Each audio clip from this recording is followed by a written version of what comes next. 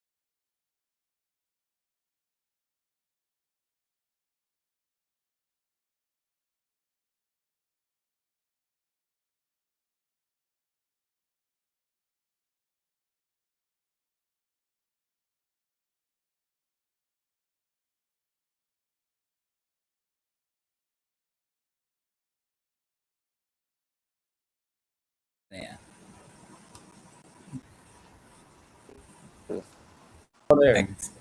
So it's about to come up on the page. Okay.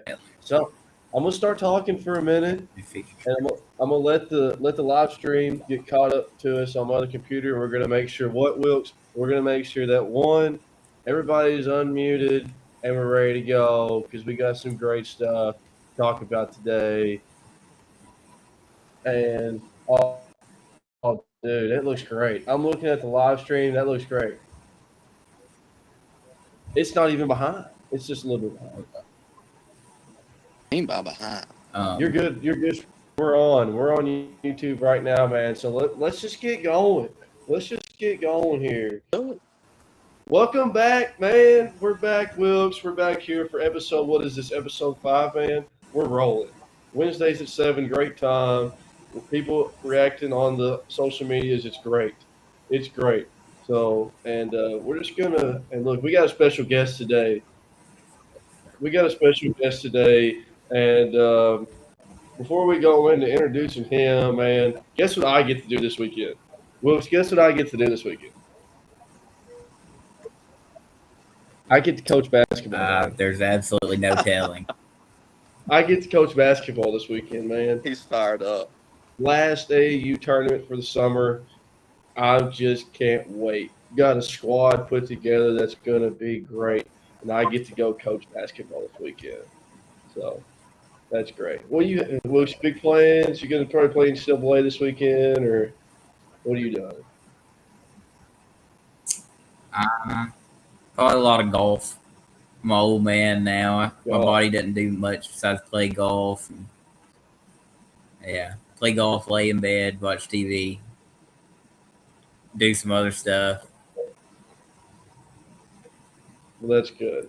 I'm glad you get to do exciting things, and that's great. Well, all right. So let's do it, man. Let's do it. Let's introduce our guy here, Isaac Springer. Sure. He's going to join us today. We're going to get a little insight from his side of things. Probably the second best basketball mind on the podcast right now. We're just going to leave it I'll argue first. Second best. Yeah. So we'll just I'm pretty smart. Thanks. No problem, dude. That's great. Well, Springer, I'll let you go ahead and just give yourself a little hype. Let you give yourself a little background for the people. Well, I'm Isaac Springer. I've been coaching pretty much since I graduated high school, which has been almost 4 years now. And, I'm definitely a better coach than Pat. Do not let him tell you otherwise. I definitely am. That's okay. It's all right. I'm not going to get into all that gritty stuff, and because I don't want to do that. I don't want to embarrass anybody on the stream. It's morals. All morals. Yeah. So Yeah. let's just go over what we're going to kind of talk about today. Today's episode is kind of like it's going to be a little bit different. The first part of the episode is going to be kind of what we've done so far a little bit. We're going to talk Team USA a little bit, so more geared towards players, NBA players, and what's going on in the Olympics so far as they play 2 games since pool play or group play, whatever you want to call it, has started. And then after that, we're going to go into talking like not players and teams and coaches and stuff like that. We're going to start talking like the intangibles and like the specifics of what it means and what you have to do and what a player has to know how to do and what a coach has to teach the players and in order to be successful and what we think and the offenses and defenses or the game plans and stuff like that we think are successful at our level and what we think can be successful at other levels and what's successful for our teams and what we've kind of seen going on at the professional level and how that can trickle down into the levels below it, being college, high school, junior, middle school, and then junior pro, ABA, whatever you want to call it. Because we all know, I mean, the people at the top, the people at the NBA, that's the best minds for the game of basketball. Some of the best. I mean, they're the professionals, where that's the players or the coaches. So there's a reason that they're up there because they've got the best understanding right now of what it means to control, run, and develop a successful team. So, anyways, so let's talk Team USA, Wilkes. They're looking good so far. Once group play has started, they look good in the exhibitions or whatever you're going to call. I think they played Canada, and then they played South Sudan. That was a close one in the exhibition game. Should have got beat that game. They They should have. definitely should have got beat. They're Hey, that's lucky. a missed Yeah, box probably. out on a game winner right there. They got lucky they didn't call a foul at that missed box out and trying to go back up too. But exhibition play though, they played Serbia the first game. I got a little bit of stats here going down. Durant, dude, oh my gosh, Durant didn't play, but he didn't play very many exhibition games. But then he comes out his first game back in the first game of the group play, and he dropped 23 points, and he was perfect from the 3-point line. I thought he was perfect from the field, but this says he had one miss, but that's still. He was 9 for 8, I'm pretty sure. So 9 for 8. He was still great. I mean, still great. And LeBron James had 21 that game. Hey, I'm telling you, two of the most valuable players on that team, and it was proven today, and one was proven the first game. Drew Holiday, man, he's a stud. He's a stud. Man. He's the glue. He's the glue to that team. He's the glue. He's the glue to anything that plays for. And then today against South Sudan, I don't know who all watched the game, but Derek White. Derek White was just everywhere on the floor. Stepped up 3 threes. He had 3 or 4 steals. He had a couple nice blocks. I mean, he does all the little things, and that's just great. What do you think, Wilkes? Like, how are you seeing from what you've seen from Team USA so far? What are you thinking for the future? What are you thinking for the rest of the Olympics for them?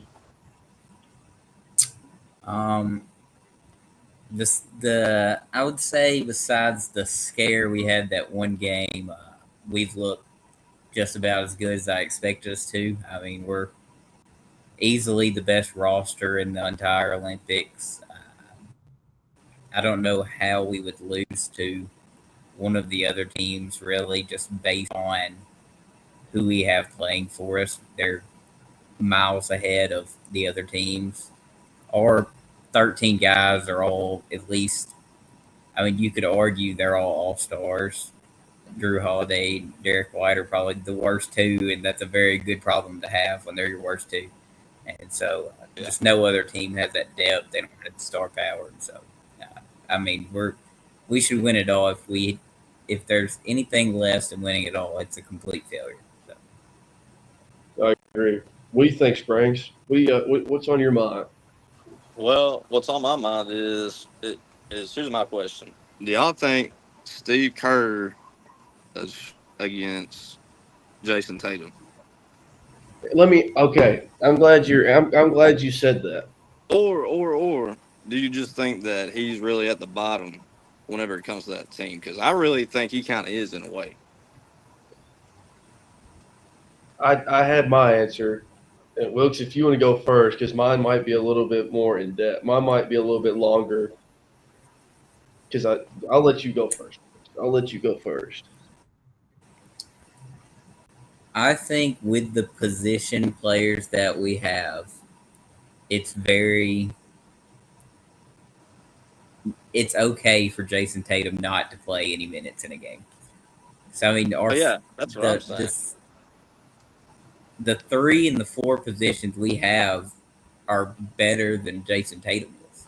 And so if you want the best players on the court at all times, you're not going to have Jason Tatum out there. I agree. Okay, let me go into it real quick. This is what I have to say about it. I agree 90%. And I disagree 10%. Why I agree 90% is like Wilkes is saying. I mean, we've got at that position. I mean, Tatum. I mean, in the Olympics, let's be honest. Tatum could probably be running the 2, the 3, or the 4, any of those spots. And at that position, that position other than the 2, and you're not going to be running him at the 2 as much as you would like. But at the 3 and the 4 position, his more known position, we have. I mean, there's Kevin Durant, LeBron James, Anthony Davis. Who else? Kevin Durant, LeBron James, Anthony Davis, um, Devin Booker. Devin Booker at the 2. I like Booker starts. It's great. I'm glad that he is. Anyways, I'll go into it. And I didn't get to watch. I didn't get to watch the game against Serbia, but I got to watch today's game against South Sudan. And Steve Kerr's rotations. I like them. I like them a lot. I like what he does. He's got his starting 5 in, and what he does is basketball is about rhythm, dude. Basketball is a game about rhythm and runs. It's about rhythm and runs. Whoever's hot, whoever's rolling, that's who needs to be on the floor, and that's what he does. Like in the second half today, the starters came out and started the second half like normal. And, they weren't very – I mean, we already had a 20-some-odd point lead at that point, but South Sudan ended up cutting it down to like 12 or 13 pretty quick. And then so Kerr was like, okay, let's put – and this was probably 4 minutes into the third quarter. And so Kerr was like, okay, let's let this second 5 – did a whole platoon swap, put this second 5 in. They get it back up to 20. They're high rolling. They make South Sudan call a timeout. That's great. They're still in when they come out. But then after they come out of that second timeout, again, after we get it back up to 20, you see South Sudan go get two or three buckets in a row. And then they had a TV timeout. Out of the TV timeout, they come back in. The starters came back in. LeBron, Durant, Curry, they came back in. So I like what he does. I like what he does with his rotations. He keeps the dudes that are rolling and that are in rhythm, that are hot on the floor. But then there's times that I don't agree with it because I believe that I know that those dudes are hot, but we're playing, let's be honest, we're playing South Sudan. They're an upcoming team. They're a good team. They've made a We should beat statement. them by 20 every time. Right. They've made a name for themselves, but still, we should beat them by 20, if not 30. We're going to go now when we come in and play Canada, we come in and play France. I don't know if these continuous platoon swaps when people are starting to get cold is going to work because at the end of the day, today's basketball game is not just – I heard this on another podcast that I listened to. Today's game is not just about putting the 5 best athletes on the floor. It's not. The game Teams don't understand. You can't just have scores. You got to have a full team. It's not just about having the 5 best athletes on the floor, and that's why Kentucky started seeing less success. I know this is college ball, and I'm getting off track here. That's why Kentucky started seeing less success because Calipari went out and was just going to get the 5 best new athletes. It didn't work. Today's basketball game is all about intangibles, dude. You've got to have dudes that know how to play the game in order to be successful. So if Steve Kerr keeps doing this, I know I'm going crazy right now. That's why I love it. If Kerr keeps doing these platoon swaps like this, I think we're going to end up getting beat because when it gets to crunch time, and I think he understands this, I think he's doing it right now because we've had such big leads. When it comes to crunch time, I don't care if LeBron James or Kevin Durant's missed 4 or 5 shots in a row. They can't come off the floor for crunch time. Steph Curry can't come off the floor. No. And then I'll tell you the 10% though that I disagree for the Jason Tatum question. I know I went down a different rabbit hole there for a second. Is that I disagree that, and I do. It's not a grudge, but still not getting that opportunity. I know there's a lot of star power, but just having zero minutes in the first game and then coming out. Let me see. He played, and today he plays 17 minutes. I mean, that's kind of like the heck with you right to your face. But anyways, no, I don't think he has a grudge. I don't. I don't think so. I think here's another thing too. What was the deal with Jaylen Brown? I think Derek. Okay, that's the other thing that I heard today. Yes, I think it's like we talked about this in another episode. It should have been Jaylen Brown that had that spot. If you're going by best players in the NBA and the people that deserved it, yes. And I'm not saying Derek White doesn't deserve it, but I think, and this is going with the Jason Tatum stuff, Jaylen Brown's primary position is probably going to be that 3 spot. A lot of times it's going to be that 3 spot, and that 2 spot, I mean, that's going to be filled by Booker and Ant. And I know, and then, but Derek White brings a different dynamic to the team. He brings different intangibles to the team. He brings that defensive-minded guy that's going to do the dirty work, get the steals, get the blocks, get the charge, make the extra pass, and knock down a shot when he wants to. And I think now that I'm really seeing it, I think that's why Derek White is a better fit for this team than Jaylen Brown would have been. I mean, I definitely agree. You cannot have a team full of scorers and expect them to be good, man. I agree. It just don't work. I agree. But yeah, so that's Team USA. They're looking great. Canada's going to be a tough team to beat. What's predicted? Wilkes, predict your gold game. Predict your gold, silver, bronze for me right now, Wilkes. Just off the rip, what's your gold, silver, bronze looking like for Olympics and basketball, man?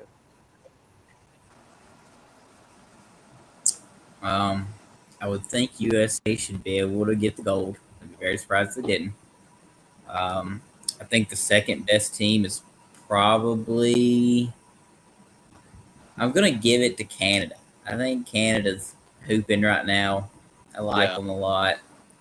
You can never go against Shea. Shea's gonna do whatever he can to get up there, and I mean it's hard not to say France. They always just seem to find their way up there. France or Australia, one of those two. Both of them are looking pretty good. Yeah, I'd probably go France.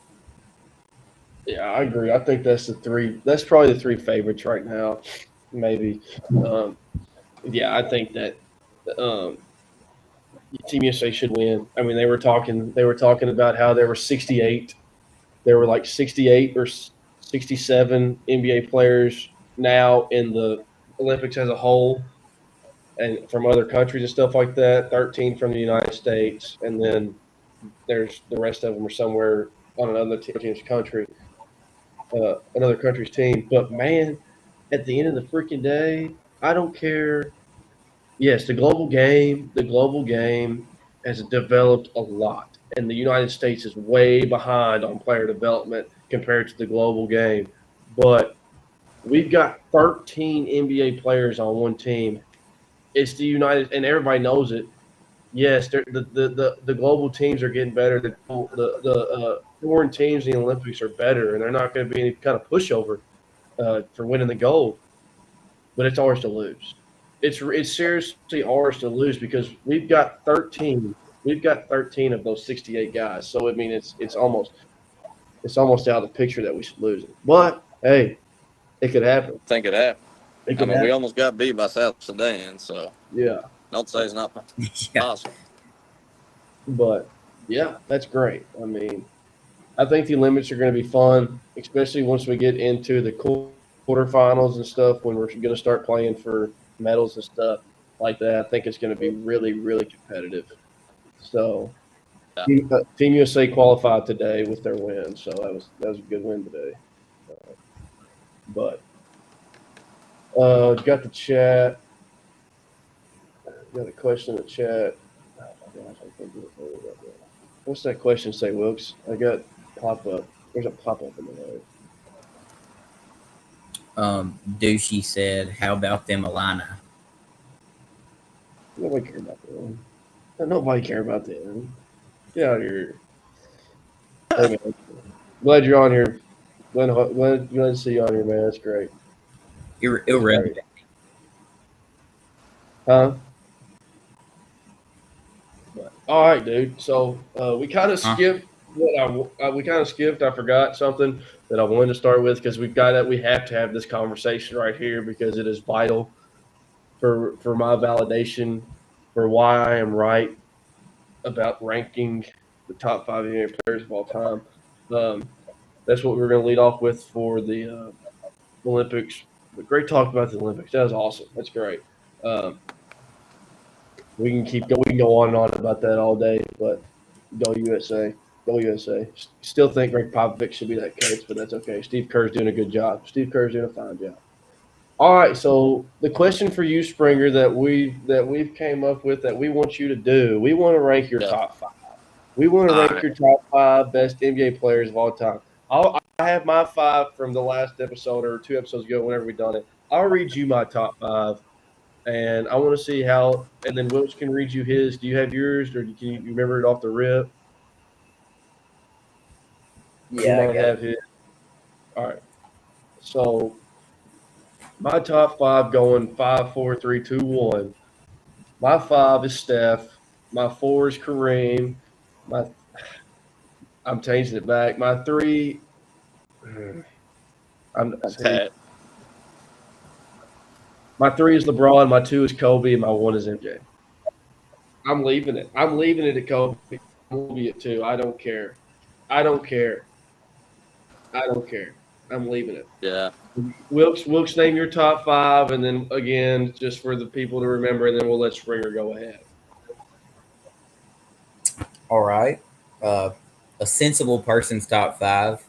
I had who's my 5? I think Tim Duncan was my 5. No, that's not right. Yeah, Maybe it was right. Yeah, Tim Duncan was my 5. Kobe was my 4. Kareem was Crazy. my That's 3. crazy.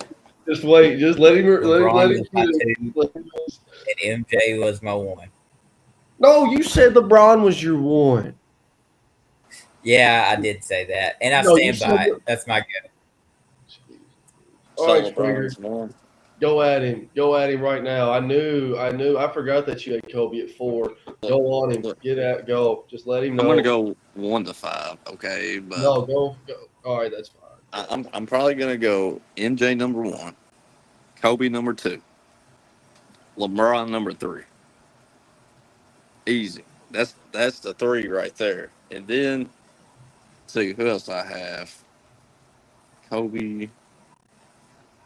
Okay, now it's pretty tough. These last, probably gonna put honestly Steph at the 4. Honestly, even though he's not retired yet. That's fair. Hey, he's top 5, and he's top 5 for 2 reasons. He finally broke mine. He finally broke my top 10, and he actually jumped pretty much to my top 5 after his last championship. And now, I mean, he changed. He single-handedly he's single-handedly a part of one of the biggest reasons why the game is played the way it is today. Yeah. So, and we'll get into that later. But go ahead. Who's your 5?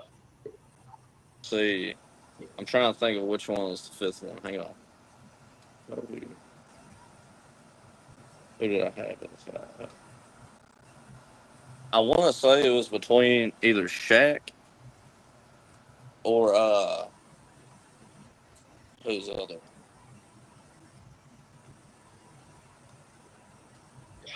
And honestly, I think Kevin Durant's right there too, man. Honestly. Yeah, I've got KD in my top 10. But Shaq, man, Shaq is my 10, and I'll tell you why. He's going to be out of my top 10. He's going to be out of my top 10. He's the most dominant player ever. I get that. But he was so one-dimensional. He's one-dimensional. That, dude. But if you're so good at that one thing, you don't have nothing else. Well, and I agree. He couldn't shoot free throws. That's his only weakness. He's going to drop out of my top 10 here in the next 5 to 10 years because Joker is going to be taking his spot. And honestly, that's maybe who I had at my 5. Jokic is already 5? Yeah. Easy. Yeah. Okay. All right. Now, just about. I want you to explain. to Mr. Wilkes here, and then I'll let him say what he tried to say to me on why Kobe is your 2 and LeBron is your 3. Well, enlighten this man. Enlighten this man. So for me, yes, I'm looking at it kind of as like a coach's perspective, on basketball. So look, what's the most important thing in basketball? What do you got to do? What do you got to do to win? Basketball. You got to score, right? So I'm taking the greatest scorer of all time over LeBron, just because in the game of basketball you need a bucket. In my opinion, it's going to be the player that can go get a bucket more efficiently. You know what I mean? And you can argue and say LeBron obviously gets it more efficiently because of the field goal percentage. But LeBron passes a whole lot more than Kobe did. Kobe did not have near the teammates LeBron did. He had Shaq, and then after that it was Lamar Odom, Pau Gasol. I mean, Steve Blake. I mean, come on. Steve Blake's name getting thrown Come on. around. I didn't expect that. Wolf, All I'm what do saying you got? is, you explained every reason why LeBron is better than Kobe. He is more efficient. If I want somebody to go get a bucket at the end of the game, I'm giving LeBron the ball, letting him drive, and he's gonna go score. There's nothing anybody See, can do about it. well, I understand that, but Kobe could do it at all three levels so much more efficiently. Because LeBron, Kobe in was my a better opinion, shooter, I agree. but like I think LeBron's starting to get a little jump shot on him. But I mean, everybody knows that he's still not the shooter that Kobe was. You know what I mean? And Kobe, man, people don't realize this, but Kobe actually was a really good passer. I swear. I swear. If you go back and actually watch the games, like he was actually dropping down, and that's what you. I'm telling you, man. And he just his mind, man. Like I think he was smarter than LeBron, and I know that sounds crazy to some people, but his role was different than LeBron. You know what I mean? His job was to go get a bucket. You know what I mean? Backpack the team. LeBron, he's a triple double guy. You know what I mean? He tries to get a triple double every game. You know, He had the help. LeBron had, like you were talking, he had a little bit more of those people to run with, like and Kyrie, also, Kevin Love, Chris Bosh, Ray Allen, Dwayne Wade. You know, yeah, he's having Hall of Famers to play with, and Kobe Bryant only played with two Hall of Famers, two, Shaq and Powell, and Shaq and well, Powell. here's my problem with LeBron too. Like throughout the season, and he's even been quoted saying this throughout the season. LeBron is not giving it everything he's got. He's going out there, he's jogging, he's not playing defense. And I understand that, he has the most, longest career, most points, this, but it's like, I don't know. To me, as a former basketball player, I just can't respect somebody that's going to go out there and give it, 60%. Kobe, shoot. Kobe, every time he stepped on the floor, it was 100. And, Kobe never rested. Unless he was hurt, like seriously hurt, he was playing. I've seen this man dislocate his shoulder, yet pop back in, go back in the game. That's just, to me, that's just like, wow. LeBron's not doing that. LeBron's definitely not getting hurt, dislocating his shoulder and get popped back in the place, go back in the game. It's just No, not he's happening. probably not. He's probably not doing that. But he's the best player of all time, so he doesn't need to do that because if he plays injured, he might get injured more, and then his team's gonna suck without him because he's the best player of all time. I mean, I understand that, but at the same time, man, as a basketball guy, it's just so hard to watch. And well, I'll say this too. I think whenever he was younger, like he definitely, tried a whole lot harder. But the past probably 8, 7 years, I mean, the regular season, dude, he's coasting. I mean, I understand he wants to save his body for the playoffs, but then you think about it, he's had what, one of the longest NBA careers ever, and how many rings he got, and then how many rings does Jordan got, then how many does Kobe got? You know what I mean? And then what's going on right now is you're talking about the coasting in the regular season. It's getting to the point that I mean he's still kind of coasting in the regular season, and that's landed him 7, 8 seeds having to be in the playing tournament and getting bounced out of the first round by by their father, Nikola Jokic. I mean, Yeah, and I mean, I'm a Lakers fan, man. I'm definitely a diehard, Lakers fan, and I want LeBron out of there so bad because now it's just about him retiring, him playing with his son. I mean, that's cool and all, man, but as a fan that wants your franchise to win right now, LeBron's on your team. It's just not a good thing. I mean, he's got Bronny trying to. I mean, I'm gonna be mad if Bronny ends up playing in the regular season. There's no way, man. There's no way. cool deal. Great stuff. Wilkes, I know you didn't want to hear that. I'm sorry. But I needed you to hear it. I needed you to hear it. That was my that's about it on my debate. Yeah, all right, we're done. Great podcast. That's all I wanted to do. No, I'm kidding. About to say, Cool deal. That's great stuff. Good top five. Ours are fairly similar. Pat, hold up. You didn't have your Bird in your top five. He's 6. Bird is 6. I'm a reasonable guy. That's Hey, great. I'm a basketball dude. I'm not too biased. I can be biased sometimes, but I mean I understand. Hey, but he's still top 10. I don't care what anybody says. Larry Bird's top 10. It's gonna take, I'd say, another probably 10, 15 years before he probably gets bounced out of the top 10. But there's dudes, Think so. there's dudes now. There are dudes now that people's top tens could start getting shaken up a lot by the end of some of these guys' career, like Luka. You know, Yeah. And see, that's my thing too. I think by the time a lot of these current NBA players retire, I mean, it could be a whole lot different. so that's great.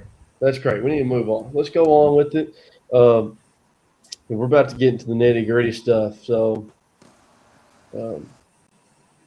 let's talk some basketball, dude. This is what we do. So this is kind of like a day to day for me and Springer. We pretty much talk on the phone every day.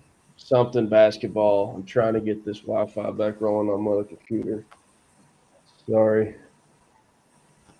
So what we're gonna do is talk the intangibles, talk all the good stuff, talk about what it takes to be a team. Just kind of mostly offensive stuff, and we might dip into like where does defense fit in anymore. So let's start out by talking about. I'd say, especially at the NBA level now, the biggest thing in the NBA, and you've seen it with the successful teams, especially the Celtics winning the championship. They did it every game. The Mavs would do it as well, and they would take this and then implement other things inside of this in order to be successful. And that's spacing, dude. The spacing in today's game, it's immaculate. It's just great to watch, dude. That's like you grow up playing basketball. You grow up playing basketball, and you're hearing these coaches about, hey, you need to space the floor. We're overloaded. We have too many guys on this side of the floor. We need somebody to go through. Now at the NBA level, it's just like clockwork for them, man, and it looks great. You know, the space. I mean, and it ties the space, the great spacing and the great things that are going on right now ties perfectly with the perimeter oriented game we have today. And that's what it is. So. Oh yeah, I definitely agree. But the game's definitely evolved. That's for sure. I'll say this: the game of isolation basketball is over. 100%. It's gonna take 5 guys that have the ability to go, especially if you don't have 5 guys that are on the floor, at least 2 of those guys on the floor are going to have to be able to put the ball on the floor, put the ball on the bounce, and make a play for themselves or make a play for somebody else. And then the other guys are going to have to be either trying to put themselves in positions to get the rock to score or put somebody else in a position to score. It's such a team-oriented, team-driven game now, and it's great. I love it. It's fun to watch. So. Oh yeah. Well, you can chime in whenever you want, man. Chime in whenever you want. I'm hearing it all in right now, man. So with the spacing, it's great. And I'll tell you what. All right, so the next thing that I have wrote down here, and this right here ties so well, in my opinion, because it's something from the past that can still be successful in today's game, and we've seen the Dallas Mavericks do it all freaking year, especially in the second half, and that's the pick and roll offense, pick and pop offense. You get Luca or you get Kyrie on the wing, or you get Luca or you get Kyrie at the top of the key. You set them a high ball screen, you set them a drag screen, you set them a screen on the wing. They're going to come off of it. Now, what you have a dude that's going to be able to pop if they need to knock down a three, and somebody's going to replace and go to that dunker spot or that dish if they get to the middle of the lane and draw the defense. Or Luka or Kyrie's going to come off that screen that one of their other dudes are making a play for them. That's going to set a screen is another dude making a play for the person with the ball. They're the playmaker in that point until that person comes off the screen. Once that person comes off the screen, they're the one that becomes the playmaker. And it's beautiful. I mean, it's great. See, I mean, I agree to a certain extent, but like Joe Mazzulla just absolutely exposed Jason Kidd this year. Because I'm telling you, Jason Kidd's offense versus the Celtics, I mean, it looked just so stagnant, dude. Had no movement, dribbling the leather off of it.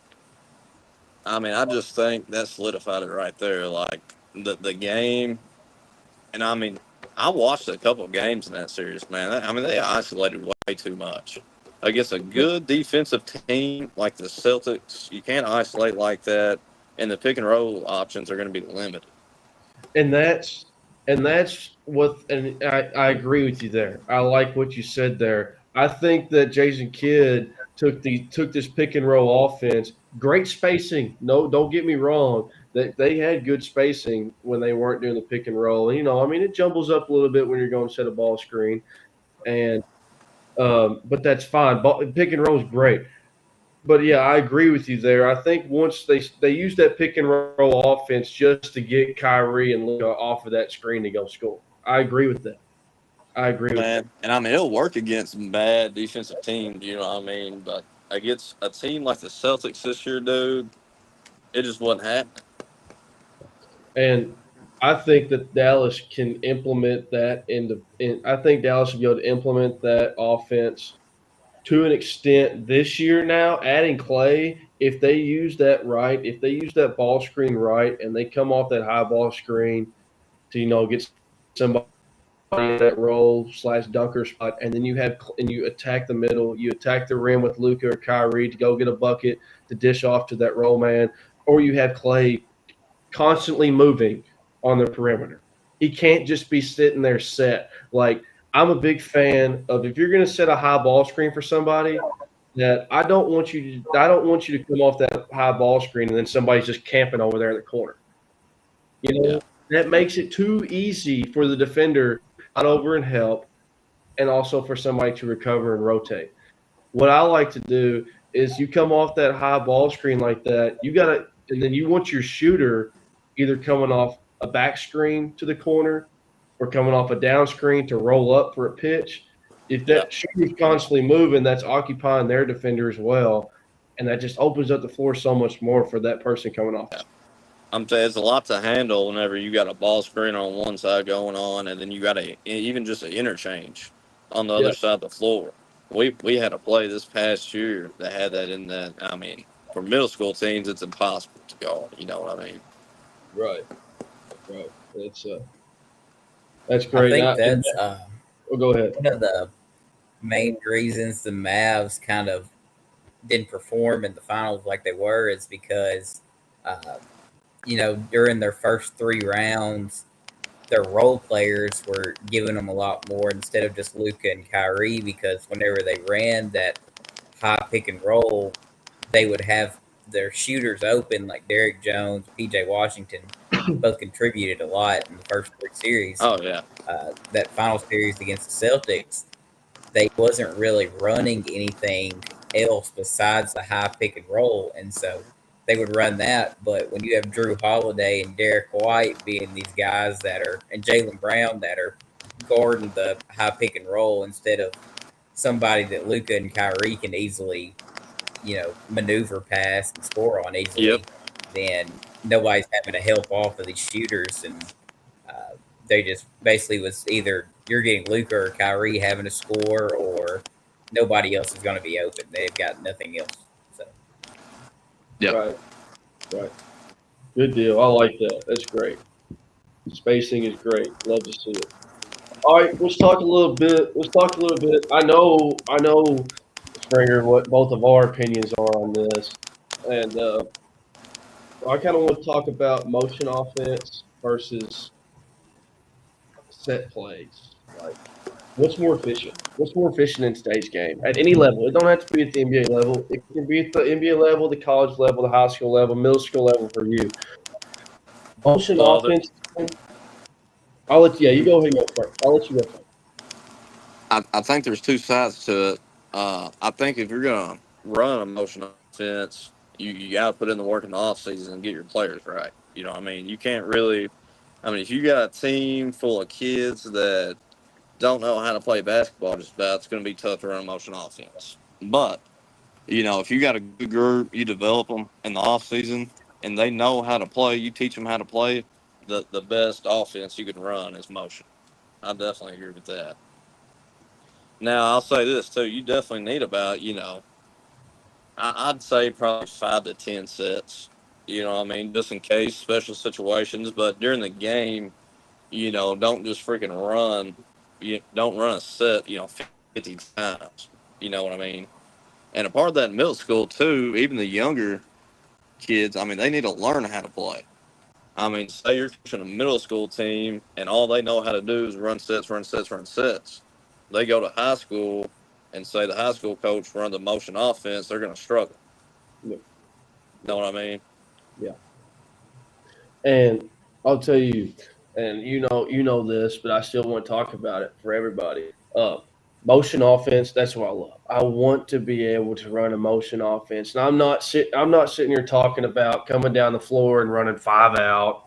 But there's many things you can do in 5 out.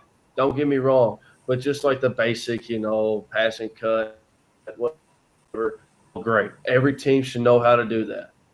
That can also be 4 out 1 in as well. Every team should know how to do both of those offenses. I'm more of like a strategic and like a specific motion play. Uh, that's what I want to do. Whether that's 3 out 2 in, high low offense, bringing it not just high low, but also adding ball screens, double staggers, elevator screens, all that stuff you can do that. It's not a set where that dude comes off that elevator screen and it's over. He came out of that elevator screen or came up that double stagger and he didn't have anything. All right, then we'll swing the ball and the same thing can happen on the other side for another player. Coach Sparks, when we went over there the other day, said it best. Any coach that wants to be successful, wants their team to be successful, and is 100% wrong if they don't believe this, has to have an offense, whether that's a motion offense or set offenses, that put their 2 or 3 studs, however many you have, in a position to score every trip. That's a huge thing you have to do, and Oh, yeah. that's why I definitely agree. you have the motion offense, or that's 5 out, 4 out, 1 in, or a specific motion offense that fits your team. That's the way you like it, to put your studs in those spots. And then to mix it up a little bit, you have those 5 to 10 sets. Some of them are simple, sets, and some of them are complex. You got to have, like, you have some sets that'll have one option or just 2 options, and that's great. But then you need to also have that set that's going to have 3 or 4 different options to score. Okay, Yeah. or it just becomes a simulation, and it's not effective. So yes, I think those two tie together really well. They can, if coached and used right. And you don't want me to get in on what I want to get in on. Springer knows, so I'm just going to leave it at that. But yeah, I'm big. I love set plays. I do. I mean, you know it. You've coached me for the past 3 years for AAU and just for AAU and stuff. And if we team up one day on it, it'd be great because I'm that guy I'm that guy. My player development, it's decent. I'm pretty good at player development, but my best thing that I do are X's and O's and putting players in the position to win basketball games, putting in situations to win basketball games, and that's what a head coach is supposed to do. And then you being on the staff, being that player developer, that's you. That's all great things. That that's all things that have to go together. And if you're a coach that says that you're good at doing it all, you're just lying to yourself. And Yeah. that's why, and I'm young, so and I'm just an assistant right now. That's why assistant coaches are very important to have people that you trust, people that think like you, but also think different. They have to be able to think Yeah, it's huge. too. So, but the motion offense with the set offense combination, that could be a dirty duo on the offensive end. Oh man, I mean, if you especially know how to just run the sets at the right time and how to make the right play call and how to make your players slow down at the right time and tell them when to go at the right time, you know. Right. Wilkes? Couldn't have said it any better myself. We get going. You need to start sitting in our phone calls. We'll start making joint phone calls when we have these. I'm telling you, we have them pretty much every day. So, and I need to quit doing it because he coaches for the rival school. So I probably need to. Well, he's at the middle school. So we won't get into He's that. getting all the in-depth analysis on you. We're not even playing against each other. Man. Oh man! All right, cool.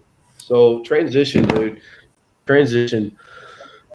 Um, how key do you think transition is, and how can a team, you know, effectively use that successfully? Well, Hey, hold it. Transition defense and transition offense, both. I mean, you got to have a little bit of both, you know what I mean? But man, if you can teach a team how to literally just whoever gets the rebound, as soon as your teammates see that he's about to get the rebound, you can just take off sprinting, how to run the floor, man. And then whoever it is gets the rebound. It don't matter if it's the 5, 2 dribbles, hit ahead. You know, I mean, you've got to teach that. Today's game, if your 5 man can't just turn around, take 2 dribbles, and pass it, he probably don't need to be on the floor. You know, what I mean, that's just how I feel about it. But transition defense, dude, I mean, it can literally be a team's worst enemy, man. I mean, I couldn't tell you how many times I've lost a basketball offense. You know, and that's the number one reason. You know, and kids nowadays, man, they just don't want to stop the ball. They don't want to talk. They don't want to stop the ball. And I'm telling you, these younger kids, man, I mean, they're just used to communicating with their cell phones. You know, I'm serious. They do not talk at all. You know, as far as just getting a leader to step up right now, middle school basketball, I mean, everybody's quiet, dude. Everybody. Yeah, and that's the thing about it, especially in transition offense. Like, and that's part of the development of the game. Um, well, you still see it today. You still see it today, whether that be in the high school level, the college level, and even in the professional level, where there's still not many, especially at the professional level. You pretty much just say, get out of my freaking gym if you can't, you know, either advance the ball or take a couple dribbles and advance the ball when you're in transition. Uh, that's the thing, man. Especially like that people that, especially at our level, at the football level, man. Like, I mean, there's players that can't get a that there's a they get a rebound, they turn and they're immediately trying to get it out of their hands, which is fine, which is Oh yeah, fine, but been taught growing up that hey, if you're a big man, you just stop. You just stop and wait for a guard to come get it from you. That can't yeah, happen it can't happen in today's game anymore if you're going to be successful. That big man has got to be able to at least get the ball advanced and get the transition started. So, and I think that's what our senior year was really good at. I mean, you had me and Trey or me and Brady, you know, cleaning up the glass down low, and we're all three of us were capable the ball off the board and saying, "Hey, my guards are running. Let's advance the Hey, ball." and I averaged about 7 rebounds a teams. Okay, yeah, Springer got Don't boards sleep too. on me. Springer got boards too. So the dude getting the rebound saying, "Hey, let's advance the basketball," and the other big that didn't get it's rim running. I mean, you don't see that anymore, man. It's a lost art. Rim runners are a lost art in today's game. And Oh man, I'm telling you, and the very few college scouts that did comment on my gameplay, it's what they said. They loved the way I ran the floor, man. But I mean that goes back to me and Zach Kane in middle school, dude. I mean, we would cherry pick just about. As soon as one of us would get the rebound, I mean, we'd know if we're going up for it, okay, he's about to grab it. I mean, it's a dead sprint to the rim, and then it's just a Kevin Love alley and it's 2 points. You know, it's good stuff. I love it. This is great. Transition. I love transition, man. I'm a guy this weekend. This weekend, we are going to be pressing, trap, half court zone. We're going to shoot layups this weekend. That's what I yeah. want to do. I want to get out and run. Yeah, pretty much what I tell my team though, like you know the transition drill where you got a line on the baseline, a line on the free throw line. Yeah, yeah, yeah. So pretty much what I tell my team whenever there's offense, I tell them like, look, the less times we can dribble this basketball, the more likely we are to score. I mean, it's just a good team can score in 3 passes, shoot a layup. Especially, let's say you got numbers. You know what I mean? That should be 1, 2, 3 layup. You know, Absolutely, dude. It's not the same anymore. We used to, didn't we? We used to something make like it. that, Pat. Something Yeah. like that. All right. The 2 minutes for a little basketball talk. Looks, I want you to start out with this one because I know you have something to say about this. So I just kind of want to think because this we all know this is an off-driven, offensive-minded game. It is. People Yeah. want to score now. Everybody wants to score. Everybody wants to be that dude that scores 20 points a game.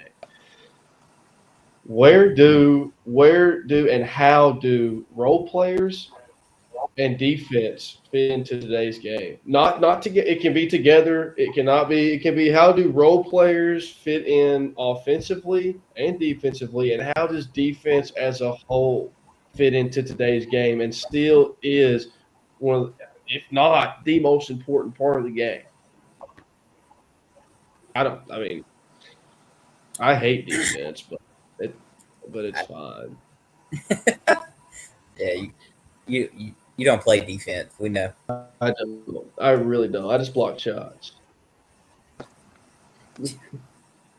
I would say that you know everybody does want to be that guy that goes out there and scores 25 points.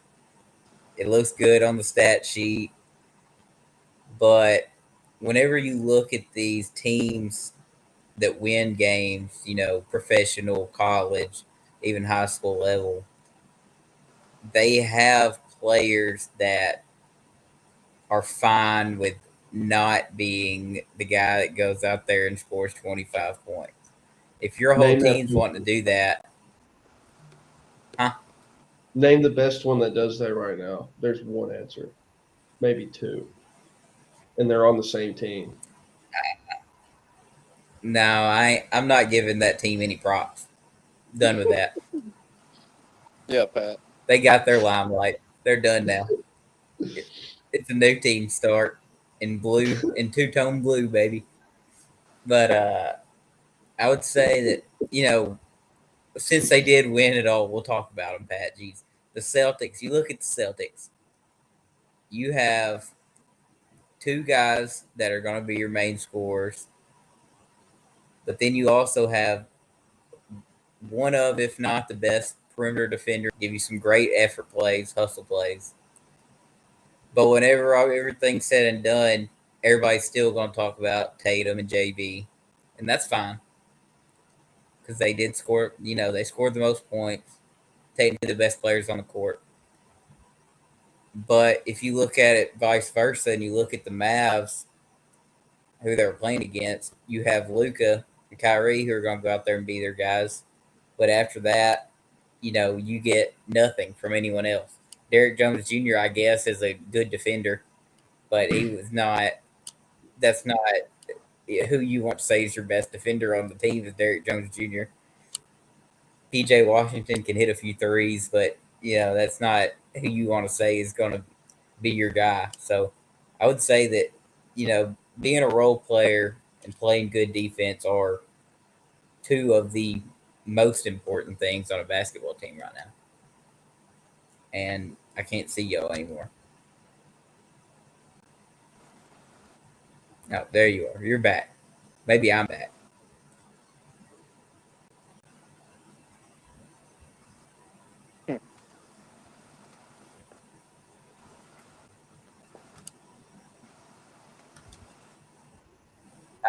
Am I back now? I don't know what happened. Oh yeah.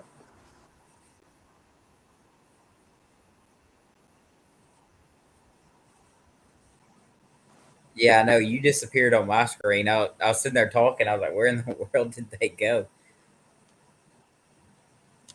I can see Springer on mine, but I can't see Pat. It's probably better. Probably better for the stream to not see your face anyways. I can hear you. I'm getting your thing pulled back up on there.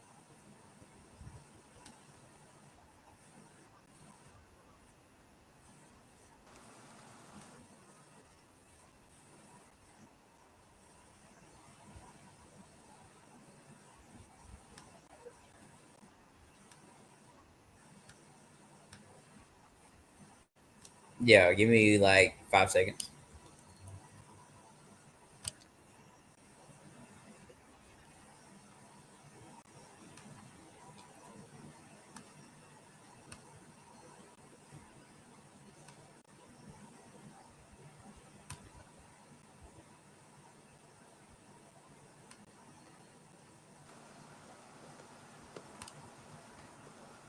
Thing right.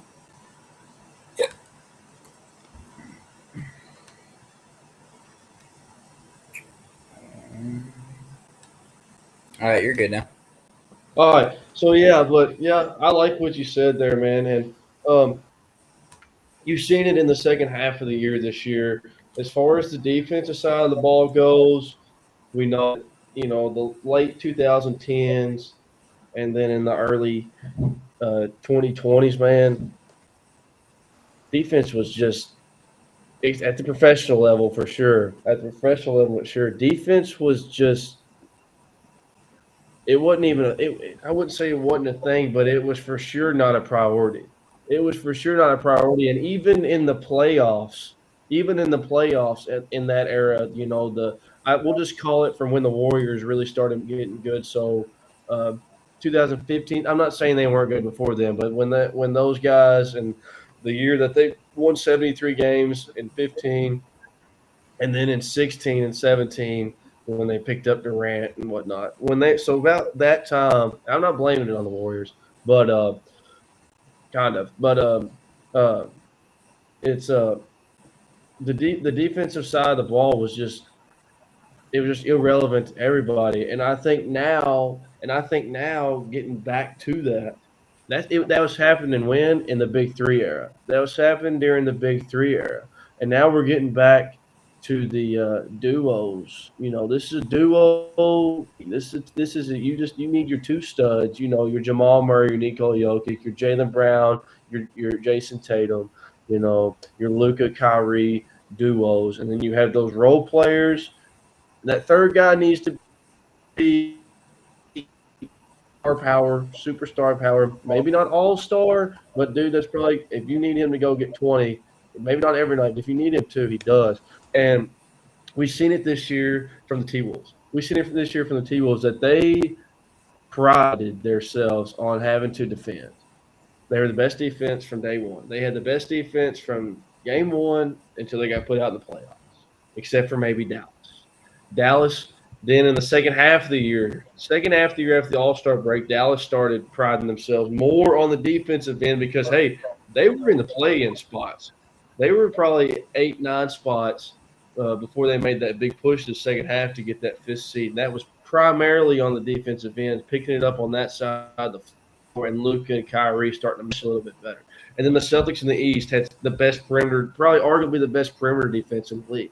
I mean, you had Drew Holiday, Derek White, Jaylen Brown, Jason Tatum. You had Peyton Pritchard coming off the bench. I mean, you had all those guys that could defend on the perimeter, and it was great. And then we also had KP and Al in the middle, block shots, defend the rim. And then that's what you've seen. That's what you've seen, especially in the playoffs this year. You've seen the score. I said this the other day. I want Springer to hear this. You've seen the score of the game being between you only needing to score 90 and 100 points and then defending in order for the other team to not score more. It's okay. It was okay in the playoffs to score 90 to 100. While in the Big Three era, if you weren't averaging, this is regular season and playoffs, if you weren't averaging, I'm not saying because some nights you had to score 120, 130 to win the game. I'm saying if you weren't averaging 105 to 110 points a game in the Big Three era, when you had Durant, Curry, Thompson, you had LeBron, Kyrie, Love, or you had LeBron, Wade, Bosh. In the Big Three era, if you weren't scoring probably 105, 110 points a game, and some games you weren't scoring 120, 130 a game, you were probably a 500 team, middle of the pack, and a good chance you were missing the playoffs. But now it's back. The defensive side of the ball is back a little bit, and this year you see in the regular season it was probably 100 to 105, and you're still pretty successful. And then in the playoffs, you were seeing this 90s and 2000s basketball where you're scoring 80 to 90, 90 to 100 points and winning playoff games, and it makes it more competitive. And that's why I think new teams started solidifying themselves in the playoffs, and it made new teams have the capability of being more competitive and actually make pushes and make runs. Shit, dude. I mean, you've seen the Mavs. If you would have told me at the beginning of the year that the Mavs and the T-Wolves would have been in the Western Conference Finals, I'd have called you dumb. And then if you would have said that the Indiana Pacers would have been in the Eastern Conference Finals, I would have said there's no freaking way. There's no freaking way. Yeah. And the game's evolving back to that duos with role players and all about the freaking intangibles, dude. All that stuff's coming back, and it makes the game so much better to watch, more competitive, and it just makes it more fun. So that's my take on it. Oh, yeah, I definitely agree, man. I mean, defense in NBA, I don't think they play much until the playoffs, you know what I mean? But I got to give it to the Timberwolves and the Celtics playoffs. I mean, they put in some shows this year. They definitely did. Thank you. So, that kind of wraps up that little segment there. We've been on for about an hour and 10 minutes so far, hour and 5, something like that. So, Springer, just real quick, I'll name mine. Just your favorite offense or favorite part of the offense. You know mine. Mine's, high ball screens, double staggers, elevator screens. I love all that stuff. What's your favorite offensive whatever? What do you like the most?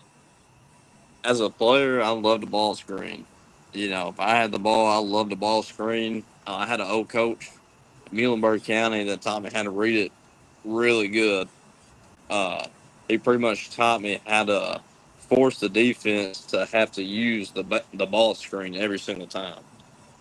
And so I was really good at getting downhill, and Pat knows about that pull up. You know what I mean? He doesn't miss. That 15-footer, that turnaround 15-footer, or stop on a dime 15-footer, he don't miss it to this day. Springer and DeRozan, same human. Oh man! But no, as a coach though, it's probably definitely not a ball screen. Probably, honestly, man, nothing can beat a good motion offense. Especially whenever you get a team clicking and a team that can make whatever read. You get a couple players on there that's coaches on the floors. I mean, a motion offense can absolutely tear a team apart, and you can't scout it. That's my thing too. You can't scout a good motion offense. I hear you. Wilkes, what do you like to watch? 'Cause I know you didn't play.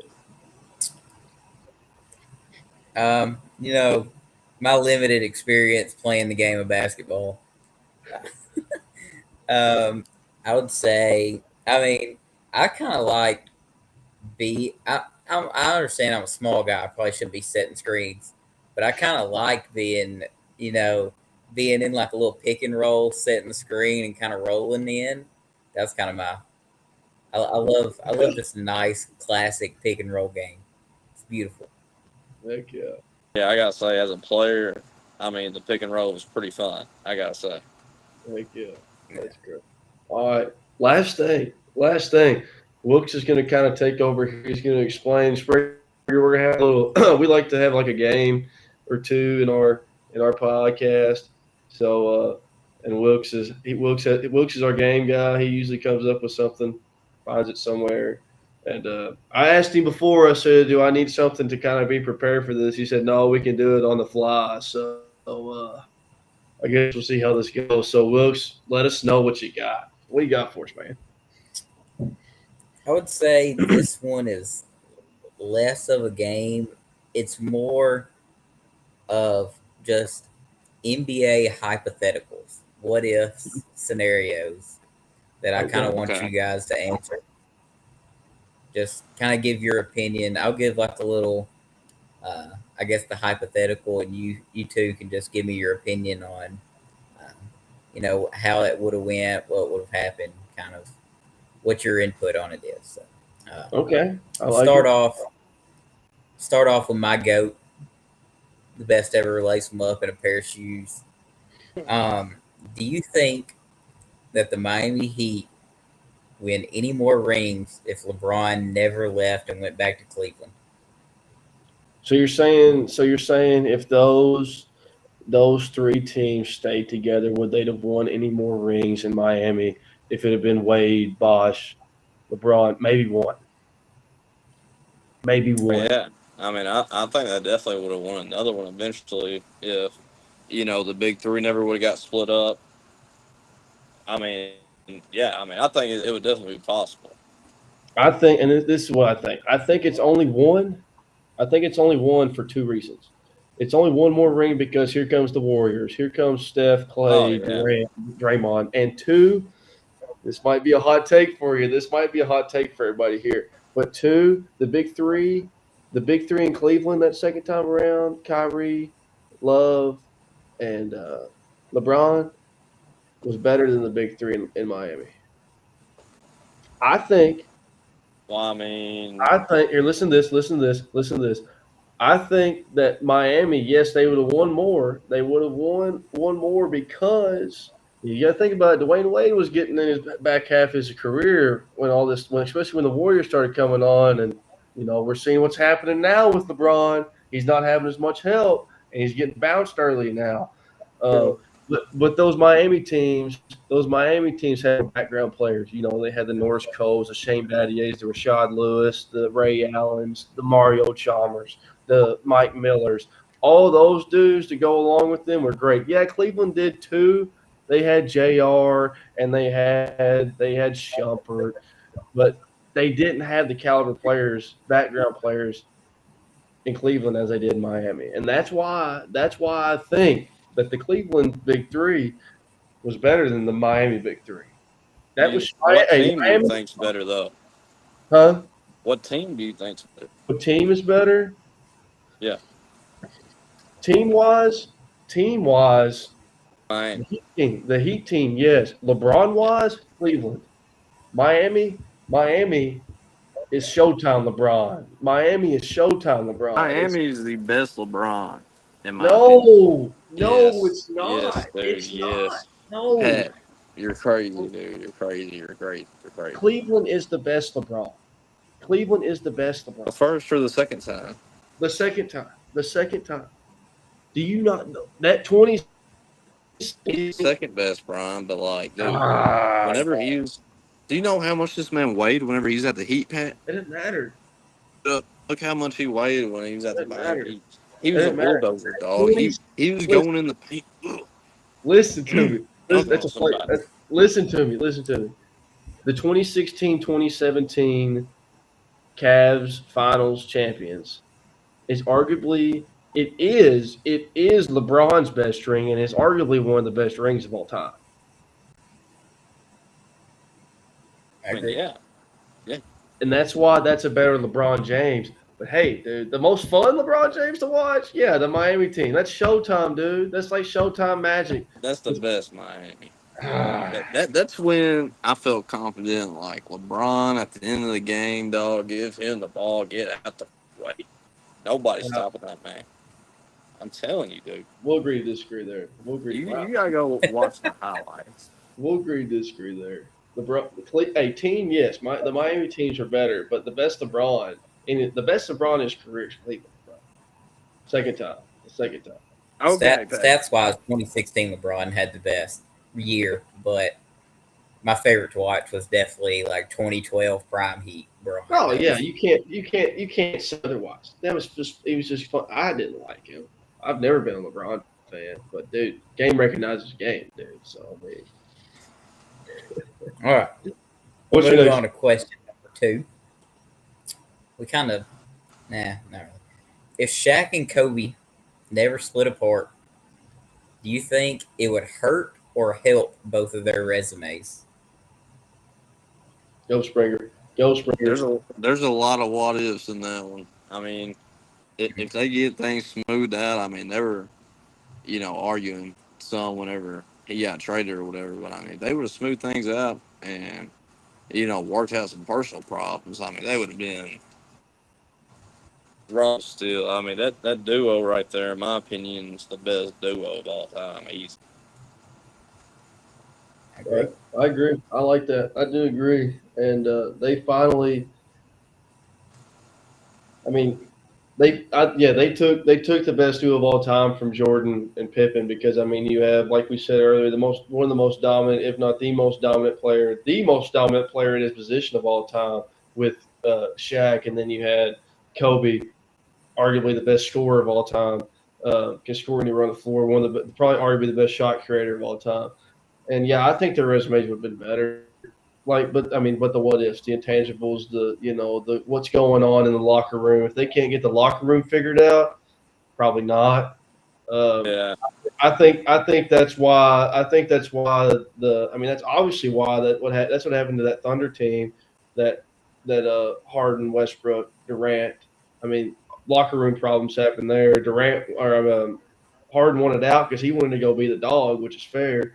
And then I think that's also why the Warriors finally, they're later, like closer to when Durant was about to leave again and go to, I think, where'd he go? He went to Brooklyn after Golden State, right? And Like that. Yeah. then once that move finally happened, there towards the end, I mean, you've seen less success from them. They weren't competing for championships. I mean, they were championship caliber championship contenders, but they weren't doing it at the end of the day. And you've got Steph Curry, Klay Thompson, Kevin Durant on the same team. You should probably be in the finals 4 out of 5 years, and they weren't doing that. And so I think that's just another thing like that. If you can't get it, it's just proof that if you can't get locker room issues figured out, then that'll translate that'll on the floor, and it won't translate to success on the floor. So I definitely agree. Yeah. the next one, bro. What's the next one? All right. If Derrick Rose never got hurt, where would he rank among the best point guards of all time, in your opinion? The best point guard of all time, behind Steph Curry. Steph Curry would probably still be the best, but he'd be behind Steph Curry. This man D Rose was a different breed. He was amazing. Yeah. Pat, you caught yourself with the Steph Curry thing because he is the best point guard of all time. I mean, I guess we don't know. I guess we don't know. Yeah, I mean, rookie of the year, MVP, making the run. youngest MVP of all time. Yeah, so point guard wise, I You mean, think yeah, top three for sure. Top three for sure. I mean, Magic will still be in that mix, but I mean, Derrick Rose is very likely and very capable of taking that 2 spot. Yeah, because I mean, you can't beat Showtime Magic, dude. Showtime Magic, 6'9" point guard. You just can't beat that. But yeah, Derrick Rose is very capable if he doesn't get hurt. Yes, can take that second best point guard. Do you think he'd have any rings right now? You think the No. Bulls would have stole one at some point? No. 2 reasons. They never. I mean, even after Derrick Rose left, and even when Derrick Rose was there pre-injury, they weren't bringing him help. They weren't bringing him help. They were sticking. Yeah. They weren't bringing him enough help. And 2, Tom Thibodeau. He ain't winning no freaking playoffs. Oh, dude, he's not a good coach. Win any playoffs. He's the reason why Derrick Rose got hurt. He probably didn't give him any time on the bench, like any rest. Yeah, I agree. He's playing the Jalen Brunson minutes. Oh, I'm about to have to get off here. Get me something. All right. I'm about to starve. But hey, I appreciate y'all having me on here. It's been an honor. I got one more question for you. All right. Go ahead. We'll wrap it up. I got one more question for you, Springer. Then I'm good. Then I'm done. All right. If the Hawks kept Luka instead of Trae Young, do you think they'd be in the same position the Mavs are in right now? No. Nah. That was that right there. Well, actually, maybe. I don't know. Possibly. Now that I'm thinking about it, because I don't know, man. Atlanta don't have a bad team. It's just that I don't think they would be in the Mavs position, so to speak, because that just started clicking. Will they maybe won more games? Maybe got deeper in the playoff? Maybe not get bounced in the first round most of the time? Probably, but that was the best trade for both teams. I mean, that was arguably one of the best draft day trades that went right for both teams. I mean, Trae Young fits Atlanta. He fits their play style. He fits their culture. He fits all that. Luka, he's a Dallas guy. I mean, he's that foreign guy that's going to come in and be the next face shot. Like it was dirt for how many years it was. I don't think they would have been more successful or be in the Mavs position, but maybe a little bit more wins, maybe. But no, I don't think so. Well, that's all I got. Thanks again, everybody, for coming on. Great show. We got to talk a little more basketball knowledge and stuff like that. Got a great mind with Springer, and we appreciate Springer coming on, man. Hey, I appreciate the invite, Phils. Appreciate the invite. Great to have you, man. And but yeah, like, follow, subscribe, share, repost, retweet, whatever you got to do. Help us out. We're getting up there. We're having great views. I'll post to be able to watch this tomorrow morning. I mean, it'll be on YouTube right